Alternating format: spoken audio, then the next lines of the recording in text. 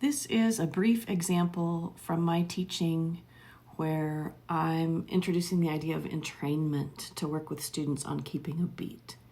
Now, keeping a beat is a readily understandable skill that we want to convey to our students, but entrainment is specifically the idea of aligning one's movements with another or the rhythmic beat with another. I came up with this idea when I noticed some younger students seemed to have a real inability to hold a steady beat as they played. But as soon as I sat down next to them to play a duet part, they immediately synced the rhythm with me. It was just enough for me to be demonstrating the beat. I wasn't even playing the same thing. I was playing a part that fit theirs, and that's when they started to feel the beat. So I started questioning myself, what's going on here? Why isn't that skill apparent when they're playing on their own? And this is often the case where if I'm notice it, I might just sit down next to the student and play the same thing as them so they hear what it sounds like. But then I realized what's really going on when we're playing duets, since we aren't playing the same thing, is that they're noticing my larger movements in how I'm articulating beats, my hands coming down on the keys, my elbows moving, even the sort of the gestures of my body, feeling the beat. So this is an example of a student playing this brief melody at the beginning of a piece from the Faber method. I managed to capture what it sounded like before we started working. And then the video takes you through some steps after I've worked with her, and I explain the before and after.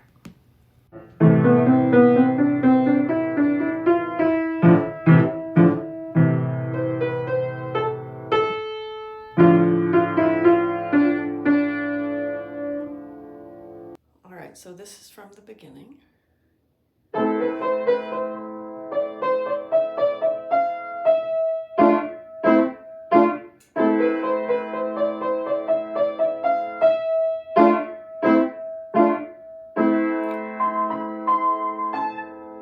That's already well,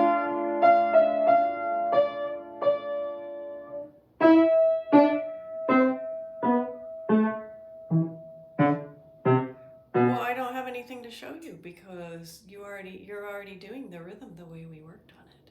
Can you go back to the way you played it before? Can you start the piece like you did the first thing in this lesson? Like before you did this? Mm-hmm.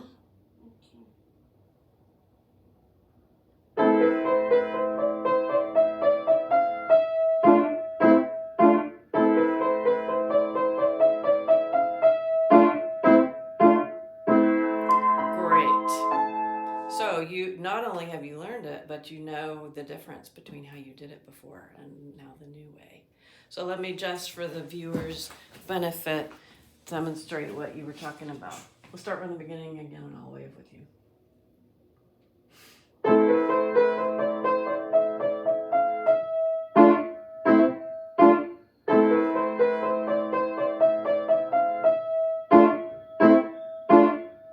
Right. That was our solution to getting our beats to match in the two measures. Perfect. So what's going on here is that as I mentioned, I recorded a little snippet of her playing before we worked on the beat because I was actually intrigued with what she was doing in the second measure. And I'll get to that in a moment. What happened is we worked together and I realized it was going well, and I asked her permission to turn on the camera.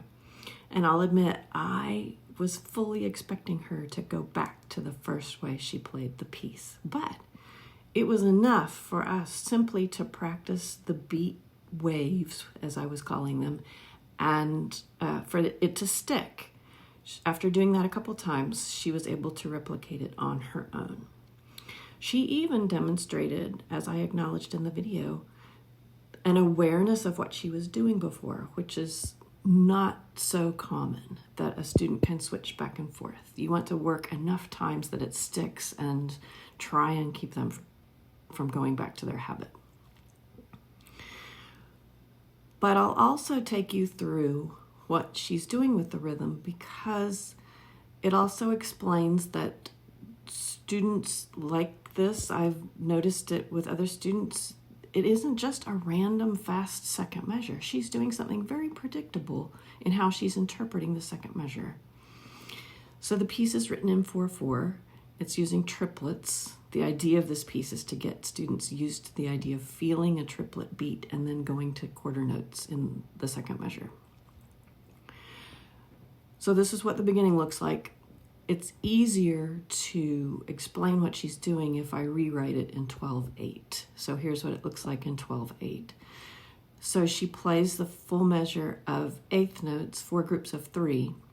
And then the second measure, what she's doing is she's perceiving herself how long 2 of those eighth notes lasts. And that's how long she plays the quarter notes.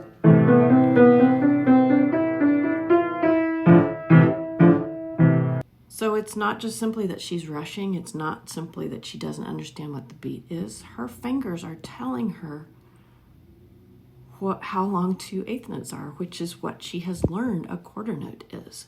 It's actually a very finessed interpretation of that second measure, what her eyes are telling her a quarter note should be.